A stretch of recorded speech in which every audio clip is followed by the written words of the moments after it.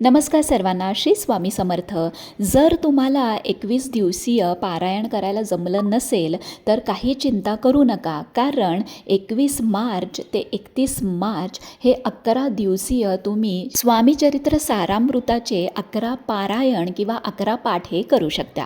त्याचबरोबर तुम्ही 3, 5, 7 किंवा 11 खेपा तारक मंत्राची सेवा करू शकता किंवा श्री स्वामी समर्थ हा मंत्राचा जाप करू शकता. त्याचबरोबर तुम्हाला जर दत्तसेवा करायची असेल तर तुम्ही दिगंबरा दिगंबरा श्रीपाद वल्लभ दिगंबरा या मंत्राचं जाप करू शकता किंवा अघोर कष्टोद्धरण स्तोत्र हे म्हणू शकता आणि दत्त पावनीसुद्धा तुम्ही म्हणू शकता. त्याचबरोबर सिद्धमंगल जे स्तोत्र आहे ते सुद्धा तुम्ही म्हणू शकता. तर अशा रीतीने जेवढी जमेल तेवढी 11 दिवसीय सेवा नक्की करा.